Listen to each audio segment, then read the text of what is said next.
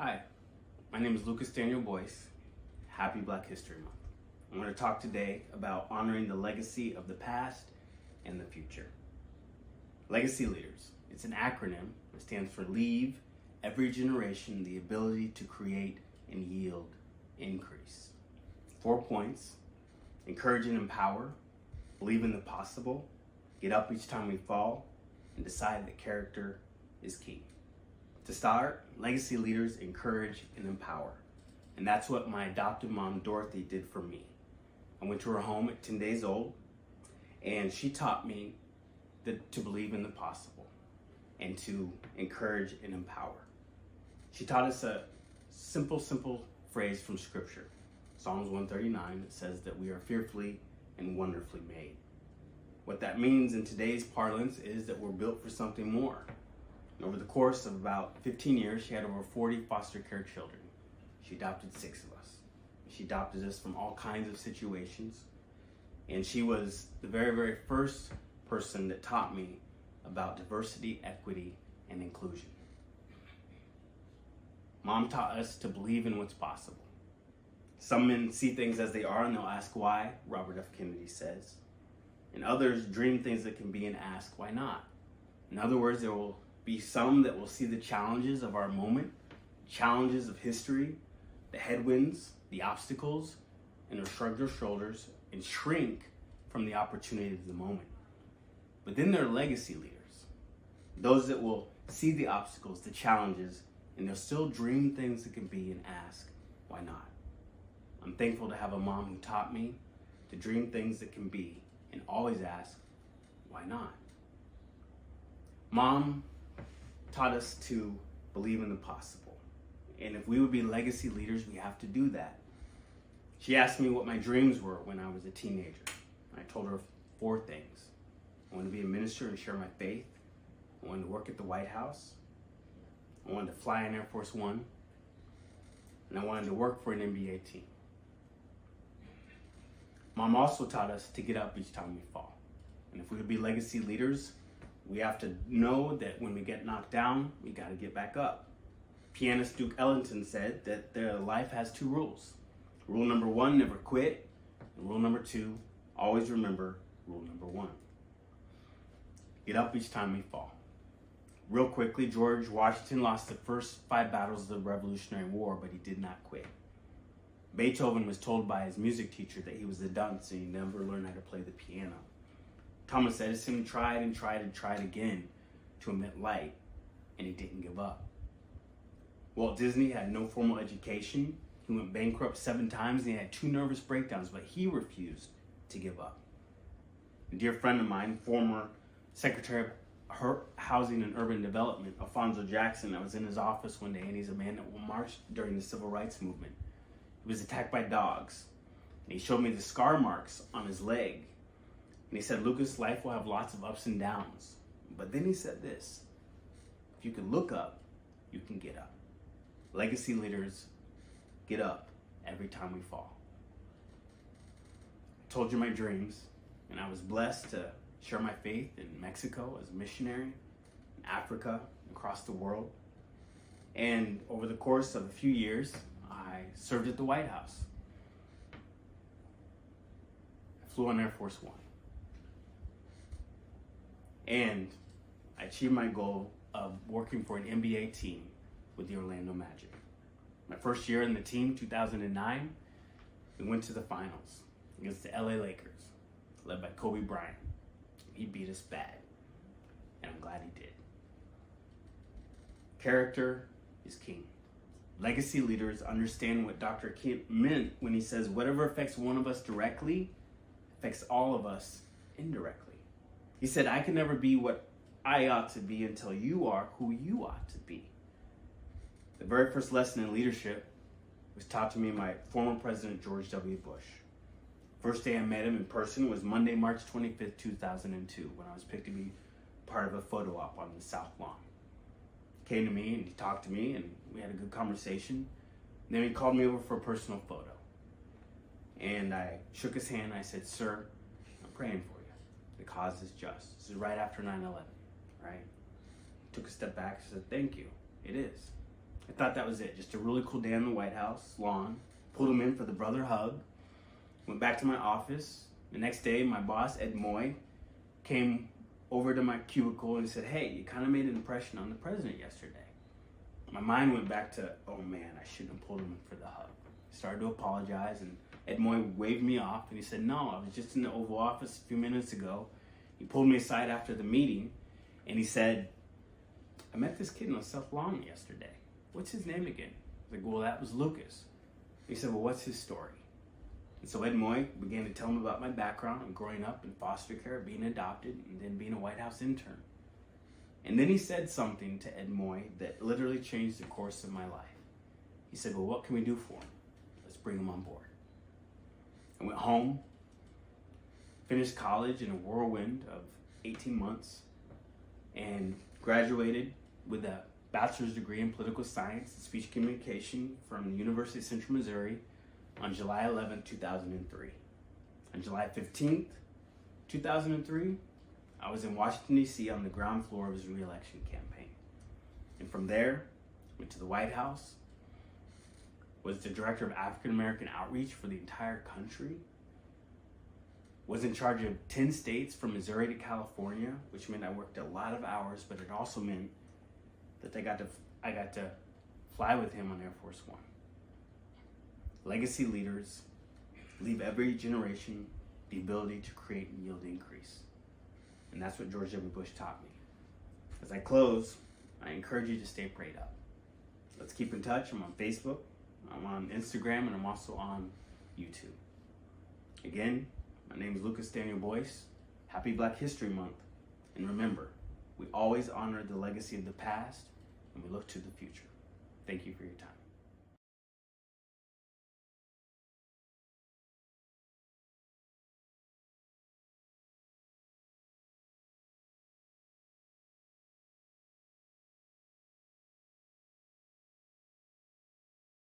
What's up, y'all? My name's Freddie Jackson, aka Mr. Love No Ego. Love No Ego. And first and foremost, I just want to send some thank yous and gratitude. It's the first thing I think about Black History Month. And I just become full of gratitude. And I'm thankful that those people before me laid the groundwork so I can sit here and do what I love to do, especially as a Black man. Moving from that piece, I want to talk about igniting the human intuition. Igniting the human intuition while being aware of the egotistical influences of the world. Love, no ego. Love is everything we're naturally designed to do and be here on this earth. The ego is the one thing that can keep you away from everything you're designed to do and be here on this earth. Think about that. Let that sink in. Everything else outside of love is secondary. Think about that. Let that set and sink in. Let that be your grounding foundation, your pillars, your purpose. And as we know, with purpose and igniting that human intuition. Excuse me, I'm dealing with a cold today, but I'm going to do this. So bear with me. But dealing with that human intuition, man, and purpose. Purpose helps you sleep. It wakes you up. It gives you that grounding, motivational, and inspiration, that spirit that never wears off. It never wears off. So I'm trusting that what I want to share with you today and what I'm going to share with you will help or lead you to purpose, or maybe even strengthen your purpose even more. We all learn from each other. Everything that we've ever learned, good or bad, came from other humans. So I'm learning from you. You're learning from me. Let's be led to purpose. Let's gain purpose, or let's strengthen our purpose. All right. So here we go. My name's Freddie Jackson. I'm the founder of the Love No Ego Foundation, a nonprofit serving youth and young adults and helping them be their best selves.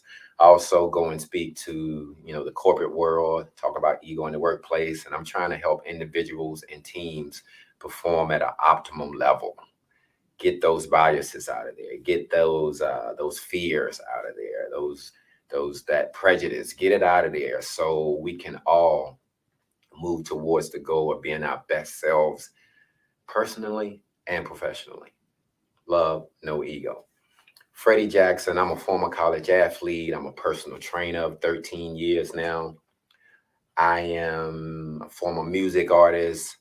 I lived all over the country. I lived in Hollywood, writing music, writing ads. I have a undergrad degree in radio broadcast and journalism, undergraduate. I have a master's in psychology. I have a second master's in organizational development and leadership. I'm an author. I am also a Toastmasters International member. I am a YMCA board member. I'm an educator in the Charlottesville, Albemarle County Public School System in Charlottesville, Virginia. So I'm a lot of things, but most of all, guys, I'm human. I'm a human being, just like you. I am a human being. And I'm going to get into igniting that human intuition now. Let's see how much time I have. I want to get this done in 8-9 minutes. Human intuition. Human being. Guys, what time is it? You see my watch. What time is it? It says now. Remember that. The time is always now. I can't get back what I said 2 seconds ago. The time is always now. And I want you to think about being human and that word human being. B-E-I-N-G.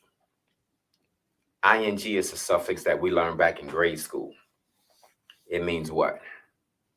Present tense. It means action. It means doing, walking, talking, streaming right now to you now in the present tense. So if there's one thing that human beings should know how to do, it's be. First we be. We learn how to be. We take that energy of being and who we are as that human being. And then we go do into the world what we do. And because of that, we're going to naturally have. You understand? Once you remove layers, you know how to be, and you remove layers of the world that's not serving you, those egotistical, unfortunate, unwavering, illegitimate layers of the ego. You remove it, you're able to be your best self. You're able to take a positive energy moving forward in any and everything that you do. So you attract, you have. The resources will show up of the world, the money, the people, the cars, whatever you need, like it shows up. The resources show up. Once we learn how to be, we take that energy of being, we go do, naturally we have. All right. But the world, once you come out of the womb, your birthday, you know, even before that, let me help you set this in a more grounding way. Being in the womb, right? You're in the womb, you're forced to connect with mom, you're listening, you're using your senses, you know, you're using your senses naturally. You hear, you touch, you feel, and you come out on your birthday, boom, doctor slaps you, there's fluorescent lights, there's TVs, there's messages, there's noise, and you spend the rest of your life trying to get back to this quiet space. That's why we meditate. That's why we go on vacations. That's why, you getting me? You follow me? So my thing is this. The world is something that we've made, that we've created. It's a beautiful thing. We're geniuses. We've made some beautiful and wonderful conveniences, you know? However, those things should never override you being the best human that you could be. You know, it should never override being human. So how can you be the best human? How can you be the best human that you can be? How can you ignite your human intuition while still being aware of the egotistical influences around you? Remember, everything that you're designed to do and be is love. We created the ego, the fears, the peer pressures, the challenges, the unfortunate things of the world that brings those emotions to us. You know, how can you be your best human with all this coming at you? You need a practice. You need a daily practice. And I'm going to give you 4 pillars real quick. 4 pillars to incorporate into your life. I want you to do what you can do to practice, touch, and experience each one of these pillars. Those pillars are spirituality. We're spirited beings by nature, by default. Don't do yourself a disservice by not paying attention to that human intuition. That's love speaking to you. You understand? I'm not talking about necessarily religion, but we are spirited beings.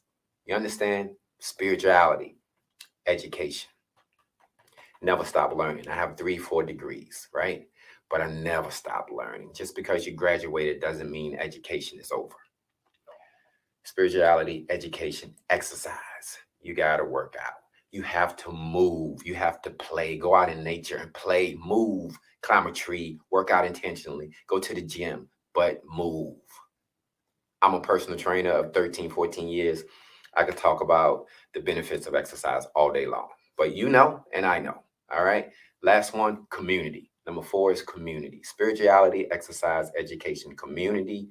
Everything that we are trying to achieve is out there in the community. It's unity in the community. The word unity is in the word community.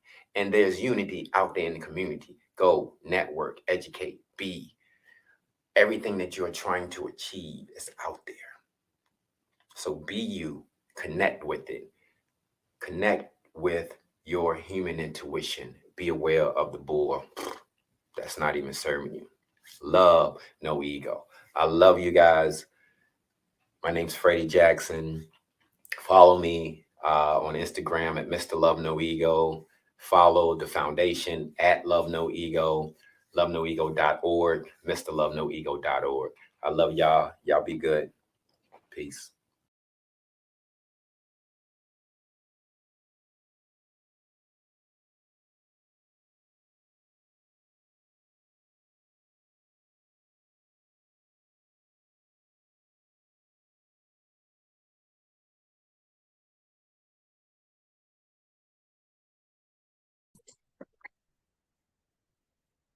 Greetings. My name is Veronica ClantonHiggins. I am a therapist and a mental health advocate that uses a decolonized approach to therapy in order to heal the hood and also improve the social emotional well-being of Black folk. Today, I present to you Mama Don't Cry, using grief rituals to cope with loss. It is my honor to share with you how to create a grief ritual or a ritual of mourning to honor your loved one. I recently lost my 19-year-old son to gun violence, and creating a grief ritual in his honor has been very helpful for me in navigating the loss of my baby. But before we begin discussing creating a grief ritual, we must first quickly discuss what grief is. Now, grief is a natural emotional response which results from a significant loss, particularly when we are looking at the loss of a loved one. It is important to understand that everyone deals with grief differently, and that is okay. Some people seem to be okay quickly, while others need more time. The way people handle their grief can vary based on culture, relationship to the deceased, situation related to the loss, and so many other factors. So that's why it's always best not to judge a person's grieving process.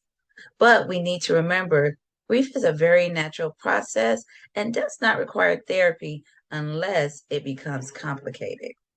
Complicated grief is when the loss of a loved one continues just to feel really unreal, even after years have passed since their death.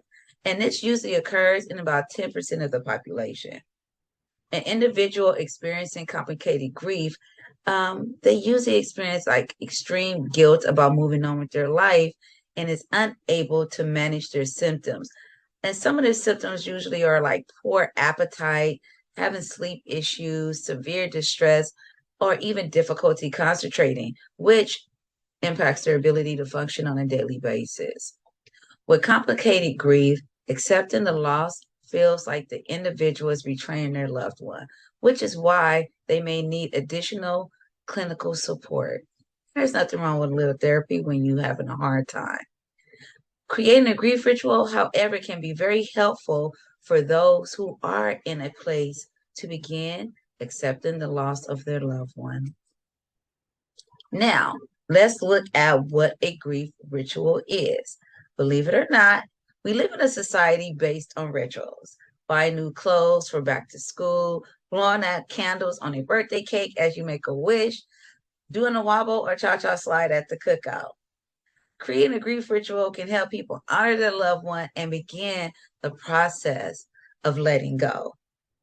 Now, the benefits of creating a grief ritual are it helps promote acceptance of the loss. It also provides you with a sense of comfort.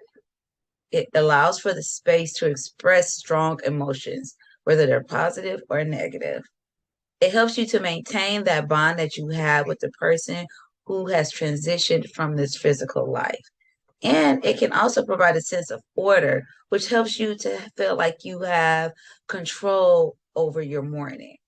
Whatever the case, creating a grief ritual has been proven to be beneficial, and it can help anyone who is experiencing grief. Now, believe it or not, there are some grief rituals that you may or may not know that we do anyway. Funerals or memorials, lighting a candle in your loved one's honor, visiting the grave site, creating an altar or ofrenda for your loved one, or even praying in their honor. These are common grief rituals. Research has indicated that Black grief is so different. It is often compounded by historic trauma and the ongoing loss that we as a community experience. Research shows that centuries of loss and discrimination can make it even more difficult for us as a community to cope with loss. Now, grief in the Black community is also compounded by stressful life events. Since Black families experience death more than any other racial group, any new death can trigger painful memories and further compound loss and grief.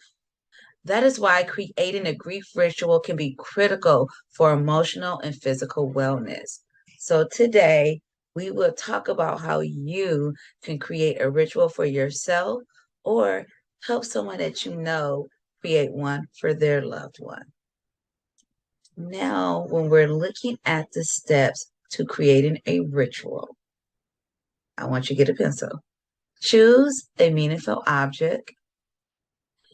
You also have to make the ritual sacred. It is best to incorporate movement, interact with the chosen object, and then create closure and repeat as needed. So I'm going to go over the steps one more time. Step number 1, choose a meaningful object. Step number 2, make the ritual sacred. That means it is special for you and the loved one. Step number 3, incorporate some type of movement. Step number 4, interact with the object that you chose. And step number 5, create closure. Like, how do you close it out when you're done? And repeat this as needed. So I'm going to give you an example of the grief ritual I created for my son. So for my grief ritual, I created a memory box. So when we're looking at the steps, step number 1 says choose a meaningful object. I selected a picture of my son that I really love and wrote down some memorable things about him on some index card. Step number 2, making it sacred. I decorated the box in a way to remind me of my baby. He was a musician, so I put music symbols all over it. Step number 3, incorporate movement. I placed the box to my heart and I hugged it. Step number 4, interact with the chosen object. I spoke into the box all the things I would say to my son, like I love you, I'm proud of you, make good choices. And then step number 5, create closure and repeat as needed. After speaking love into the box, I kissed my baby's picture and closed it. I placed it in a special place in our home and I go to it as needed. So as you can see, creating a grief ritual doesn't have to be complicated, but it can be so helpful in helping you navigate the loss of your loved one. Some other ideas for creating a grief ritual, like I mentioned before, you can buy a candle and light it at times that are special to your loved one's memory, birthday, favorite holidays, or you can create a scrapbook of memories of your loved one. Some people choose to plant a tree in their loved one's name, or cook their favorite dish on their birthday or at special holidays. Additionally, you could create a scholarship in your loved one's name. I also did this. I created a scholarship for students who love music in honor of my son. Or have a family memory evening. Share pictures, reminisce, tell stories while eating your loved one's favorite food or having their favorite drink. Now, as we bring this to a close, I really hope that this helps someone. Navigating grief should not be hard or complicated, and we should look at all the tools that we have to cope as we remember our loved one. So, this is dedicated to my son, Xavier Clanton. May we all remember our loved ones with joy and peace. Be well.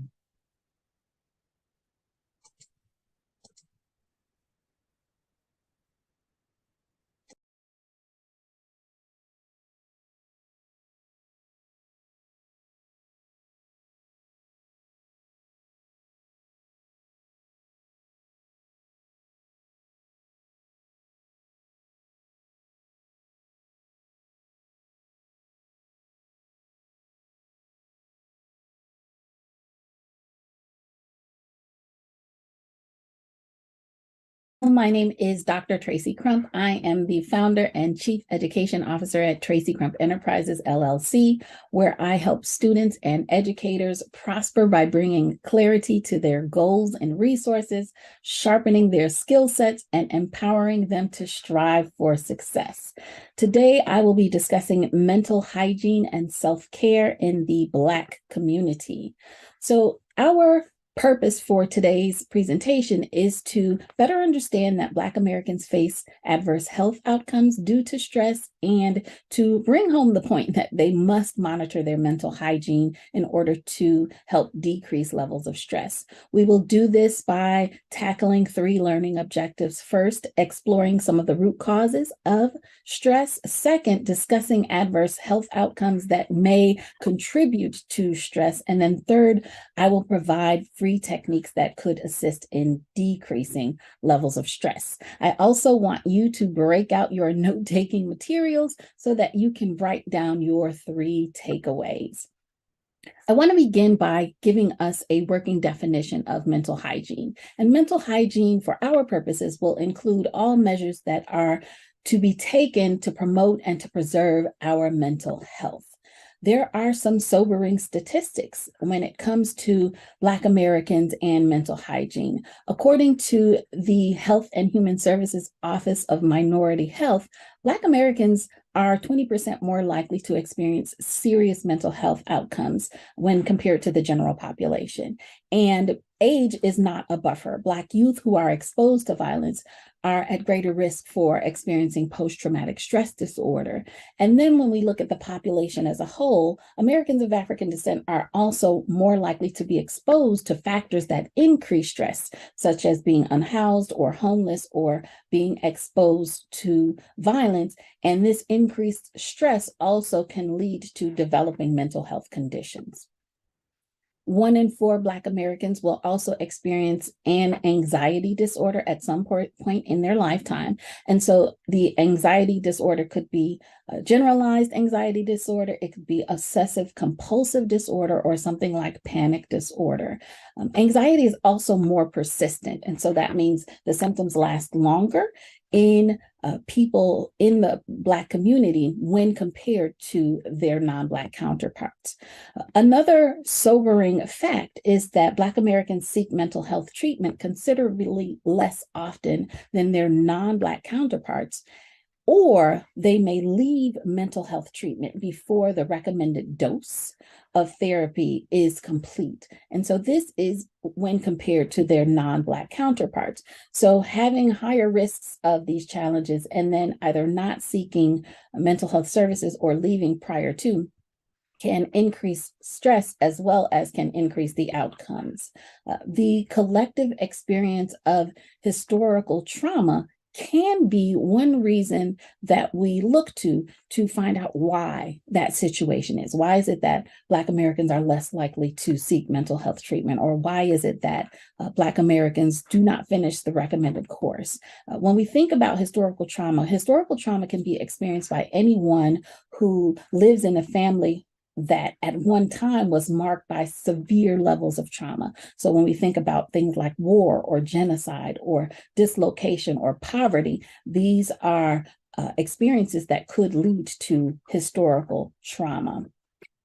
When we look specifically at the African American community, we can see that historically attempts have been made from scholars and physicians to identify certain differences in Black people when compared to non-Black people. So as early as 160 AD, we see a Roman physician who labeled African American men as having inferior intelligence. And that thought carried on when Carl von Linné theorized that Black men had different evolutionary forebears. All right, they're not cut from the same cloth, if you will, than their white counterparts. And it extended in the 18th and 19th century when scholars determined that Blacks had smaller skulls and then therefore had smaller brains.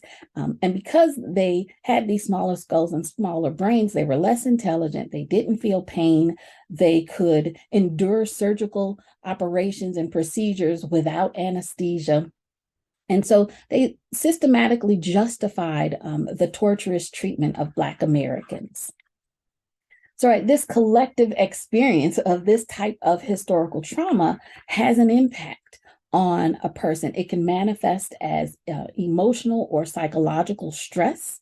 And even in people who descend from those who experience the direct trauma, we can see that they still exhibit signs and symptoms of traumatic experiences. And if we look to the experience of Black Americans, we can see how for over 400 years, there has been an onslaught of trauma via forced migration to what we now know as the United States and other places around the world, to the slave codes and Black codes, the dehumanization during the American institution of slavery, and then, the residual effects of slave patrols and police brutality and Jim Crow and segregation laws and discrimination, the denial of civil rights through medical experimentation and race riots and lynching and mass incarceration, to hate crimes, and then to present day. This results in long-lasting psychological effects on survivors and on their descendants. And so it manifests in various ways, from what I spoke about earlier, anxiety and post-traumatic stress disorder, to depression and neglect of themselves, lack of trust, self-hatred, isolation, in some cases, loss of concentration or anger, and it could result in increased suicide ideations.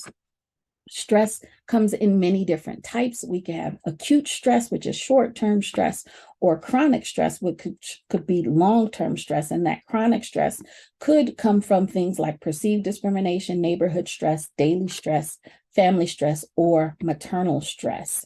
And when it comes to perceived discrimination stress, this could occur in the workplace, or due to a person having a specific demographic characteristic, such as gender or age or something like that. And it could result in hypertension or diabetes, birth defects, adverse birth health outcomes, mental health disorders, and other unhealthy behaviors, such as using substances.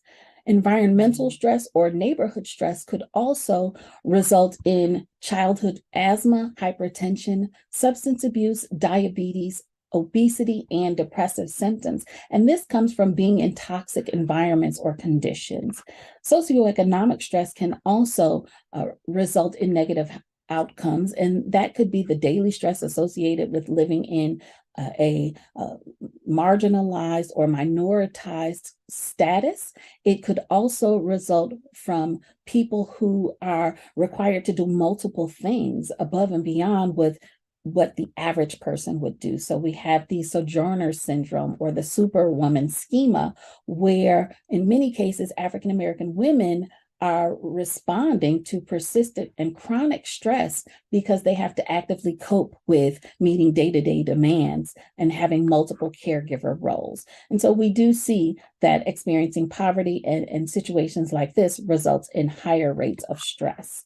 And then acculturative stress refers to feelings of tension and anxiety that accompany those efforts to adapt to the values of the dominant culture. We also see depression, hypertension, substance abuse, and anxiety disorder prevalent among folks who experience acculturative stress. So all of this goes to say that we need to monitor our mental hygiene. It is important because persistent and excessive stress can wear the body down, and it could lead to serious mental and physical health issues. So I have for you today free stress relief at your fingertips. For those of us who like to procrastinate, right? We want to avoid that procrastination. And one way we can do that is to develop good time and task management skills. I will show you a couple techniques in a moment. But for those of us who also like art or music, we could use that as a therapy. For those who like to write, keeping a journal could definitely help. People could use aromatherapy. Of course, hydrating well, eating healthier, and getting moving can allow people to decrease their stress.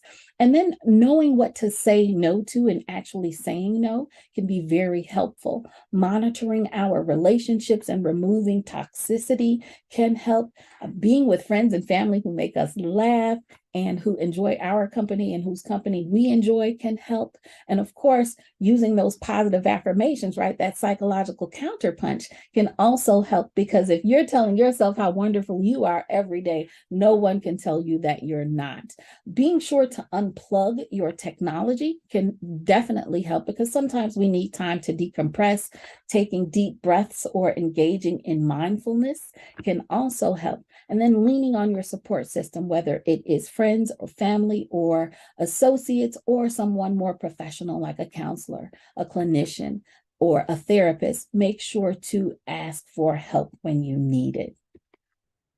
So your homework for today is to write down the names of all the people who are important to you and all the things who are important to you, and put it on a master schedule: sleeping, eating, hydrating, all of that. And then making a list of your favorite songs and your favorite movies and things to do, adding that to that list and putting that on your master schedule. And so I want you to write down your 3 takeaways so that you can have these takeaways. And you can reach me at Tracy Crump Enterprises, LLC, or follow me on LinkedIn.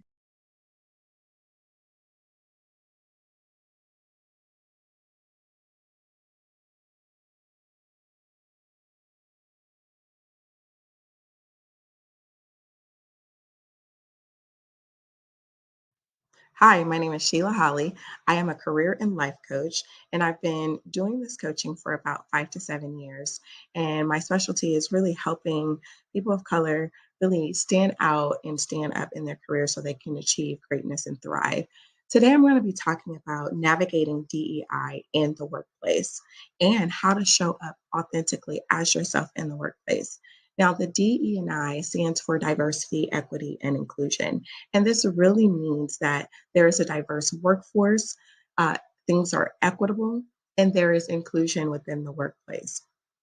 Now, what I want to talk about when we talk about navigating DEI is I'm going to talk about what DEI in the workplace should look like. Now, when you're in an organization, DEI in the workplace really means that there is a diverse amount of people within the workplace. So there should be all ethnicities and different races. Now, typically, what I look for in a workplace is the leadership, diversity in the leadership. And it's not, and even sometimes you might not have diversity in the leadership, but there's diversity of thought. And what that means is people or leaders welcome different thoughts, different ideas, and they include everyone in the process of coming up with ideas and implementing ideas. Now, what it means to have DEI in the workplace, it also means having a leader that accepts your ideas. Not only that, people are willing to change and they're willing to learn and adapt new ideas. Another identifier of what DEI in the workplace looks like is maybe having ERGs, which are employee resource groups. This could also be a DEI council. Now, I'll break down what that looks like and what that means. Now, an employee resource group is typically a group that is led by employees. And this could be an African American leadership group. It could be an Asian group. It could be an Indian group or an LGBT group. So you might see these in different organizations. I know when I was looking for a job, I was looking for an organization that support DE&I initiatives, and they actually act on them. So ERGs, which are employee resource groups, allow those individuals like you and I to feel included. And it creates a safe space where we can go specifically for us. Now, that's what DEI in the workplace can look like. And not all companies have ERGs. But there are a lot that do. And again, they are led by the employees and they're backed by the organization. This is really important because this really shows that the company is making strides and efforts to enhance DEI in the workplace. Now, I'll tell you what the ERG groups and the DEI councils would do for the organization. It will help input in place various DEI initiatives such as building inclusive workplaces, also create allyships amongst other groups to support the various groups in the workplace. But it also shows employees like you and I that our input and our thoughts and we and us in general are valued. And that's what we want to feel. Now, I want to talk about how to advocate for DEI in your workspace if you don't have an ERG, you don't have a DEI council, or you don't see anyone in the workplace that looks like you don't even know where to start. Or maybe they say they have it in place, but you don't see any signs or initiatives. And if you do, it's probably minimal. So, in order to advocate for DE&I in your workspace, you're going to want to first think about being yourself. Okay. So, you just want to be yourself. You don't want to portray anyone else. You just want to be yourself. Then you want to take time to analyze the organization, analyze your HR department, ask questions. Ask questions like, hey, what are you? And then you can ask questions to your manager or the HR team and ask them, what are you doing in the organization to promote diversity, equity, and inclusion? What do those efforts look like? Is there a plan to promote or continue to promote DE&I in the organization? How can the team members, such as myself, get involved in the planning of DE&I? Another thing you can do is if you have questions or ideas that you believe can contribute to building up a diverse workforce in recruiting or leadership, because there are not a lot of people that look like you and I in leadership roles, you can offer that as well as a question. What are you doing to promote diversity, equity, and inclusion in your leadership roles? How can I be a part of that? So this is how you can advocate for DE&I in your workspace. Also, you can create your own group on the side if your employer allows. Most employers, if they are open to the space and the idea of enhancing their DE&I efforts, they will allow you to create a space for employees, team members to gather and build out those initiatives. And usually it will root within the HR department or organizational development department. So that's how you can advocate for DE&I in your workspace. Now, I want to talk about how to show up authentically. Now, most oftentimes there's this persona that us as Black people, we're mean, we speak our minds with no filter, or we lack experience. Now, in order to break those misconceptions, it's very important that we show up authentically as ourselves in the workplace. Why? because there is no one else in the workplace that looks like us, acts like us, and have the knowledge like us. We are a hot commodity. Organizations, they need diversity in their groups so that way they can thrive. There are numbers that they use for their recruiting and turnover and things like that that really help elevate them as a company. So, how to show up authentically in the workplace is number one, you're going to be true to yourself. Don't try to be something that you're not, be you. You know, what you see for me when I walk into a workplace, what you see is what you get. I don't change for anyone because I need them to know this is me. I'm still professional. I still have the knowledge, but you're going to also find a subject matter expertise that you're good in. And so whether it's marketing, HR, whatever that is, and you want to really show up, raise your hand for different projects. Raise your hand to make a comment to show, hey, I bring value to the organization. Another way to show up authentically is to network within your organization. So if you are in, finance and you say, hey, I want to get to know people in marketing, start networking with people, introduce yourself. I know it can be kind of awkward, but introduce yourself, you know. Also, you want to make sure that uh, you're not closed off because then that doesn't show up authentic, right? People want to know that you are human. You are a human being, you are a person, and you can get along with other people. So it's very important to put yourself out there. Don't try to hide who you are, but create those shared experience with people. Share about your background. Share where you grew up. I always share, that I grew up in Compton, and that's where my roots are. And people are often surprised when they learn that because they already label me. So those are ways that you can actually show up authentically as yourself, and just really get to know people. And then once you start doing that, people will begin to latch onto you. They'll see that you're genuine, but you'll also begin to create allyship. And this is people who will advocate for you. So when you start to apply for promotions or you start raising your hand for projects, people will be on your side. They start to advocate for you, and then you'll be able to see yourself grow in your career. Now, if you want to talk more about showing up authentically as yourself or navigating different spaces within the DEI realm, definitely talk to me. I would love to hear from you. I can be reached on Instagram at Career Coach She, as well as my website is www.careercoachshe.com. Thanks so much.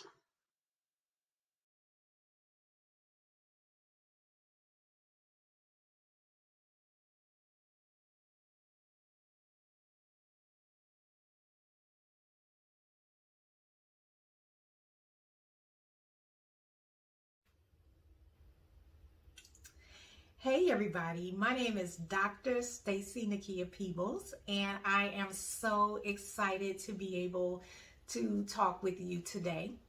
The topic I'm going to share with you is optimizing emotional wellness in Black women. And I think this is something that is really important, and I think it's something that has recently come to the forefront. And I'm glad that we're now able to have these conversations. So I'm a licensed psychotherapist. I'm a certified empowerment and life coach, and I'm trained as a Reiki healer. So I take a holistic approach to working with women, and definitely have a love and a passion for working with Black women, women who look like me, my community. And so one of the things that we recognize is that, in this country, the Black community has often been an afterthought. Racism, discrimination, police brutality. These are all things, racial trauma. that affect our communities. And we're expected to deal with these things and to just keep going, you know. And the Black woman has really been the backbone of the community. And we have carried the burden of some of the, you know, many hardships that we have faced on our shoulders. And, you know, we can trace that all the way back to slavery. You know, families were being torn apart. You know, women having to step up and try to protect their children and their families, sometimes feeling hopeless and helpless in being able to do that.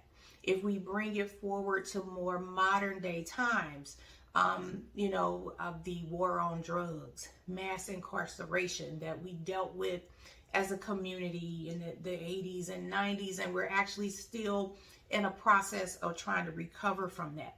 But Black women stepped up. The grandmothers, the aunties, the sisters that had to step in and care for children, you know, that weren't being adequately cared for due to maybe some type of, you know, addiction of the primary parent. And then also women stepping up to support, you know, men in this mass incarceration and, you know, shouldering that burden.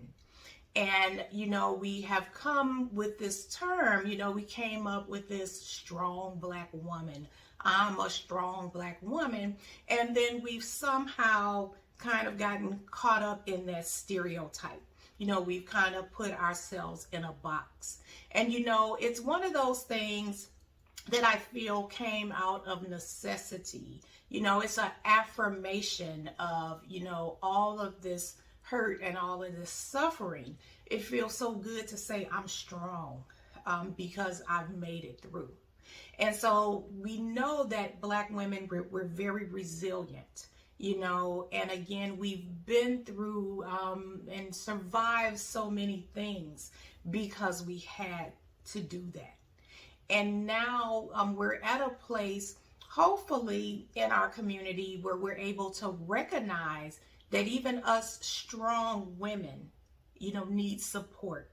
Sometimes we need a break, and that it's okay, number one, to admit that, and number two, to figure out how do we make that happen. And, you know, again, like we've been given like this badge of honor of being a strong woman. Sometimes the term ride or die, like I'm gonna be that ride or die. But sometimes as the ride or die, they might leave you for dead, okay? So sometimes what you have to recognize is trying to pour into yourself as much as you pour into other people. So I think it's important for us now as a community to redefine what it means to be strong. Because yes, we're strong. We've made it through. We've overcome, and we continue, you know, to try to do that. But one of the things that has become synonymous with being strong is to suffer, and to sometimes get in this mindset of believing that's just the way it is, and I have to suffer. There's not anybody that's going to listen to me. There's not anybody that's going to care. I have to keep going regardless. And so when you think about that, we want to think about what are some of the things that we can do, okay? And that's a huge issue. It's a big thing to accomplish, but we want to start thinking about what are some small ways that maybe we can do this. We can kind of incorporate this into our day-to-day life. And so the first thing I think we have to give up is this concept that we have to do it all the time, and to get out of the mindset that it's always about pleasing other people, appeasing and accommodating other people. Now, we're oftentimes in caretaker roles, you know, as a significant other, as a mother or a parental figure. And, you know, with all of that, sometimes caring for aging parents, and you also got to be an employee. mixed in with all of this. So we're pulled in so many different directions. We have so many things we're responsible for that we have to do. So what are a few ways that we can try to incorporate this self-love, self-empowerment? And as a emotional wellness practitioner, my goal is to help women to embody that and to reach a point where you feel like you are maximizing, optimizing your emotional wellness and getting to a place where you feel good about you. And so just to put a couple of things out there that we can try and incorporate. So the first thing is just to change this viewpoint of what it means to be strong. Sometimes being strong is recognizing you have limitations, recognizing that you are human, recognizing that you need a break.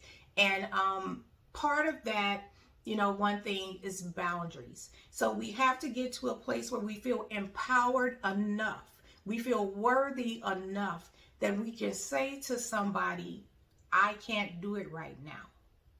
No, I'm not going to be able to help you out. So one of the things is going to be boundaries. And, you know, we only have a short time to talk today. And, you know, it takes planning and it takes effort to put boundaries in place. But that's one of the things we're going to work on. And being empowered, that's the first step, to know that you are worthy. And it's okay to say, no, I can't do it right now. Or to try and delegate responsibilities to somebody else if you need to do that. So putting boundaries in place. You know, another thing that we look at and we hear thrown out a lot is self-care. So what does that mean? You know, sometimes that can be something big and extravagant, but sometimes it can be a small thing. You know, it may be like just taking some time to yourself. How can you do that? Like sometimes you have to maybe take a day off from work and you don't tell anybody I'm taking a day off from work, because sometimes when people know, oh, she's going to be off work, they find some other work for you to do. So you have to start trying to figure out how do you, you know, carve in this time for you.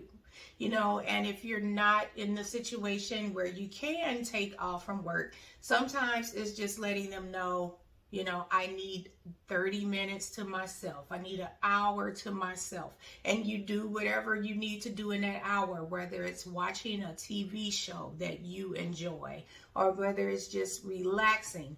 But you have to get to a place of recognizing that this is important. And you have to be able to pour into yourself, to love yourself in the same way that you love and you pour into other people, and reach a mindset of developing relationships that are going to be reciprocated. So trying to remove yourself from, you know, what would be considered low vibrational, one-sided relationships. And that may be relationships with significant others. It may be relationships with friends. It may be even within your own family. And sometimes it is about the relationship you have with your employer or that you have with your job. So redefining what it means to be strong and putting the focus on you. You know, definitely reaching out for additional support, you know, with the therapist or with the coach, if that's something that you feel like you need. So again, I'm Dr. Stacy Nakia Peebles. I am so happy to be able to share, you know, these few tips with you. You can reach me at my website, www.beingdrstacy.com, and I'm also on all the social media outlets, Facebook.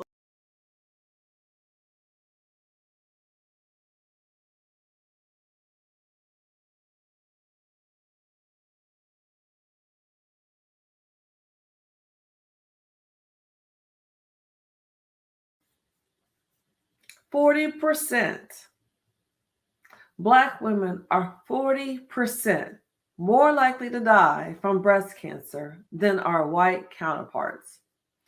In 2013, there were nearly 31,000 Black women who were diagnosed with breast cancer. And nearly 5 years later, almost 6,000 of them were no longer with us. My name is Dratrice Dolan, and in my book, I've Been Diagnosed, Now What?, I share how in 2013, I came too close to being a part of that same statistic.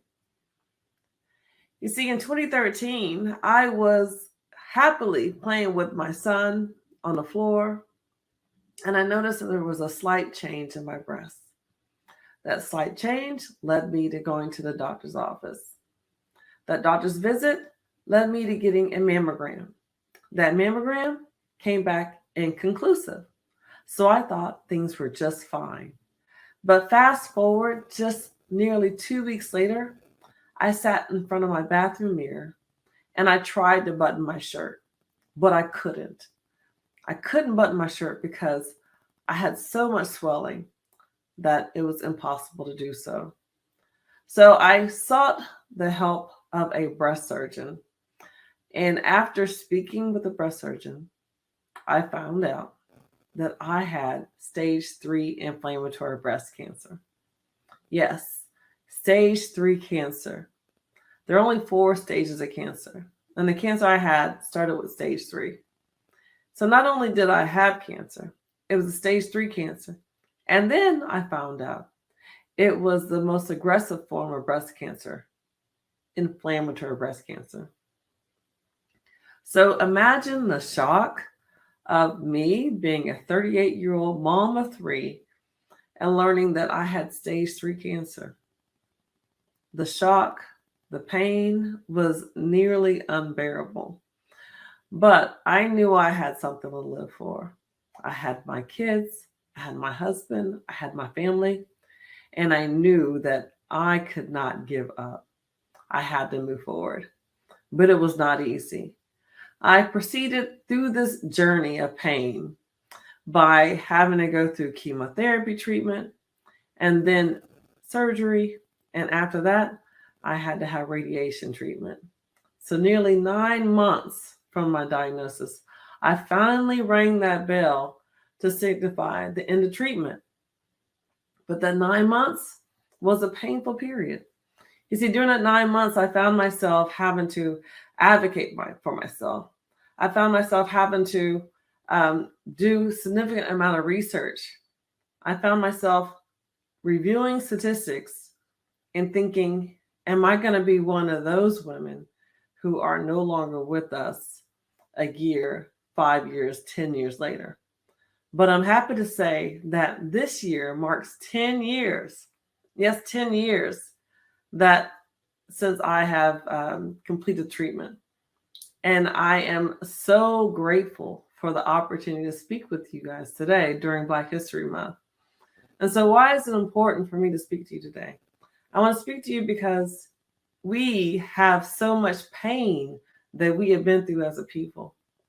But that pain, we could take that pain, we could change those, take those challenges, and we could pivot those into opportunities. So I wanted to share with you how I took this pain of a stage 3 inflammatory breast cancer diagnosis, and I looked at the challenges I faced and changed that into an opportunity. So during my journey, I took note of what I was going through, and I had conversations with those around me to find out, one, the type of treatments they had received, the type of diagnosis, and the type of journeys that they were going on themselves, similar to me. But I found out that everyone's journey was different. For instance, I found out that for me, I was able to do the research to make informed decisions, but not everyone else had access to the same information. I also found out that I was adamant about getting timely and accurate treatment, but yet again, I found out that there were others who were not getting timely and accurate treatment. And then lastly, I found out that I understood my plan and I stuck to it. But there were so many others that for one reason or another were not able to stick to the plan. And so having this type of information, I had to think, or at least I thought it was purpose for me, that I was here 5, now 10 years later, that I needed to figure out a way to help others. And so I took that information and I looked to see, well, one, how can I share what I know? So I wrote a book. I wrote the book called I've Been Diagnosed, Now What? Courageously Fighting Cancer in the Face of Fear, Uncertainty, and Doubt. And then I tried to find out, well, what else could I do? So I sought opportunities to be an advocate 101, mentoring other women and families who are going through the same type of situation, advocating with different breast cancer support groups and nonprofits, and then finally advocating with legislators so that there can be more awareness, more funding that was applied to those of us in the breast cancer community. And then I felt like I needed to take it another step further. And so I realized that I have a passion for finding information. And given that I had that passion, I knew that others had a difficulty finding information. So putting two and two together, I determined that, you know what, let me create a platform. And so that platform was birthed from that idea, from the pain that I'd gone through, and me trying to figure out how can I reduce the pain for others. And that platform is called findcancerhelp.com. In that platform, I sought a way to have others who are going through a similar situation to be able to recommend other resources, support, and services that can help them along this journey. And having started this platform, I found others like me who'd been through the cancer journey, and they also took that pain and they pivoted into creating businesses, opportunities, offering services to those of us who are perhaps going to have to go through this journey or have been through the journey. And so I know I am not alone in being able to pivot through these challenges, and often critical challenges such as the cancer diagnosis. And so I bring that up and I close out today to say, you too have it within you to pivot from pain to purpose. Go over those challenges. Understand how it is that you were able to get through the challenge, and find out the specific steps that others perhaps need to take in order for them to get through similar challenges. And that right there might be your next opportunity to turn pain to purpose. Again, 40%, Black women are 40% more likely to die from breast cancer than our white counterparts. But I like to think that the tools I've created based upon the challenges I face and what I learned will help to reduce that statistic. And I know that the challenges that you've been through and the information that you can share can also help to eliminate the pain that someone else may go through. You can find out more about me on my website at dratricenolan.com. And let's connect.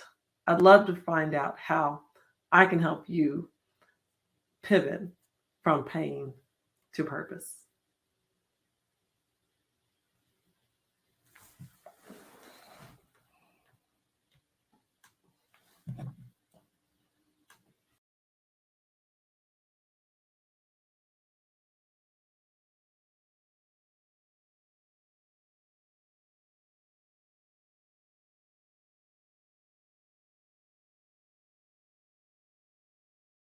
Hello, my name is Dr. April. I'm a licensed clinical social worker and registered play therapist supervisor. I have over 10 years of clinical experience of using play therapy with children and families, but more specifically, I am the founder and CEO of BMH Connect, and it is our mission to use play therapy to help Black children and their families heal from racial trauma. Thank you so much for tuning into this presentation, Playful Techniques to Address Racial Trauma in Black Children and Families. You might already be thinking, well, who's this presentation for? It takes a village, y'all. So whether you are a parent, a teacher, or a rich auntie, this is for you. Because let's just face it, y'all, being Black in America is stressful. But we oftentimes don't think about how that stress affects our kids. Black children are also dealing with racism, discrimination, and prejudice, and it directly affects their moods and their behaviors, but we oftentimes don't think about that. And so I want you to think about something that's really important as you listen to this presentation. Within our village, within our community, we are tough on Black kids because we know the world is going to be tough on them. But if everybody is tough with Black kids, who's soft with them? Who gives them the opportunity to make mistakes? Who allows them to just be kids? Well, the answer is going to be after you're done with this presentation, you are going to be engaging in this campaign to help Black children reclaim their childhood through play. So let's get to it. First, let's define racial trauma. Racial trauma, I'm going to give you an example. You may have heard this name, Darnella Frazier. For those that have never heard the name of this teenager, she's a young lady now, but at the time people learned her name, she was a teenager that reported the murder of George Floyd. And when she testified at the murder trial for Derek Chauvin, she talked about how she has stayed up late at night because she has so much guilt, apologizing to Mr. Floyd that she didn't do more to save his life. So when you think about a teenager that is carrying so much guilt that it's affecting their sleep and affecting their mental health because they felt like they should have done more to protect the life of a grown man interacting with a police officer, this is an example of racial trauma. So it is the same post-traumatic stress disorder symptoms that you see when someone experiences any other form of trauma that is correlated with negative race-based experiences. So specifically in Black children, this shows up in a variety of ways. And oftentimes it is rooted in bias, specifically something called adultification bias. This is a bias where Black children specifically are seen and treated as older than what they really are. They're seen as more culpable for their actions, and therefore they are punished more harshly. And this shows up directly in systemic things, like in school systems and the juvenile justice system. You may have heard of the school to prison pipeline. It's also known as the preschool to prison pipeline because researchers have been able to identify the racial disparities that exist in school discipline as early as preschool. So from as early as 3 years old, Black children are entering into systems where they are being pushed out of the classroom and into jail cells. This directly affects their self-esteem. It directly affects the level of engagement that they have in class and with their teachers and with their peers. And all of this is really important because we have Black children that are being suspended, expelled, and even arrested at rates that outpace any other race or ethnicity. Black children also then experience bullying. They experience bullying online and also in schools. And online, it happens like social media. They may experience it directly where someone may call them a racial slur, or they may see a racist meme or hear somebody being called something racist while they're maybe on a gaming system or something like that. Another way that Black children are experiencing race-based stress and trauma is within their own communities. And some of our kids live in highly violent communities. And it's not because Black people are more violent than white people. Black people that live in more predominant Black communities oftentimes don't have the same level of accessibility to resources, jobs, and things of that sort. So it creates an environment where it's a dog-eat-dog world. So therefore violence is going to be there. What this does for Black children then though, is it increases the probability that they would either become a victim of homicide themselves or lose someone to gun violence. So this affects the way that they think about themselves. It creates feelings of helplessness and hopelessness that a lot of times Black children, especially Black boys, don't anticipate living to be adults, which is just sad. Because these highly violent communities are oftentimes highly policed, this also increases the probability that Black children will have what's called adverse police contact, which is negative interactions with police officers that also contribute to feelings of guilt, shame, and embarrassment. And then another systemic stressor I want to identify is Black children account for 13% of the United States population. However, they account for about 25% of the kids that are in the child welfare system. Not only is there an overrepresentation, Black children, because they don't receive the same level of care and the same level of services as white children, they're more likely to be victims of sexual abuse, domestic sex trafficking. They're more likely to abuse substances, experience homelessness, drop out of high school, and also become teen parents. The reason why this is so important is because When racial trauma goes untreated, it is directly correlated to an increase in anxiety, depression, and suicide. Black children literally are killing themselves because they don't have the coping skills. They don't have the vocabulary to be able to process these experiences that they have on a daily basis. So this is key that you guys are even listening to hear what this is about. So some signs of racial trauma: kids that are overly distressed, they have difficult times regulating. They may have a lot of temper tantrums. They may also isolate, avoid certain people, certain environments, certain situations. As I mentioned, anxiety and depression. So for anxiety, it may be overly worried about things.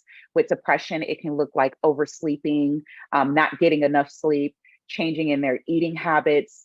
They may also not engage in the same type of activities that they used to enjoy engaging in. Because Black children are constantly in environments and systems that tell them that they're not good enough, the way that they talk, the way that they dress, something's wrong with them. This then can contribute to things that we call intrusive thoughts. So these thoughts that kind of come out of nowhere that tell you that you're worthless and tell you that you're not going to make it and you're not good enough to do things. So then kids oftentimes may have low self-esteem or negative thoughts about themselves. So if you have kids that struggle with identifying positive things about themselves, that could be a sign of racial trauma. And then finally, an increased level of vigilance. So kids that are a little bit on their P's and Q's a little bit more hypervigilant. That is an example of kids that might be showing signs of racial trauma. So you might be thinking at the same time, well, why play, April? Well, first of all, as I mentioned, Black children are not immune to the daily stressors that Black people experience in this country. From the moment that we stepped foot on this country and were brought here against our will, Black children have had to experience the same level of atrocities that Black adults have.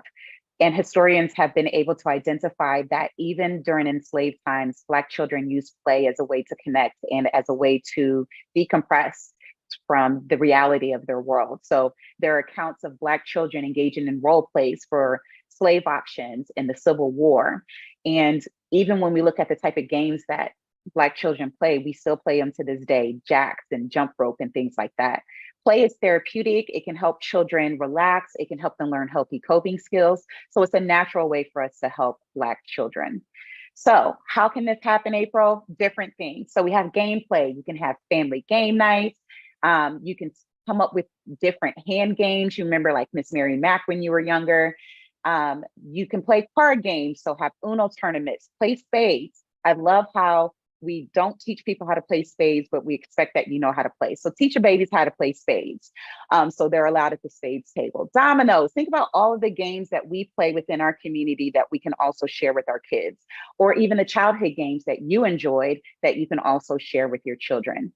We can also use music. In our community, we love music. So whether it's having dance parties or engaging in TikTok challenges, having karaoke nights, or making your own songs as families.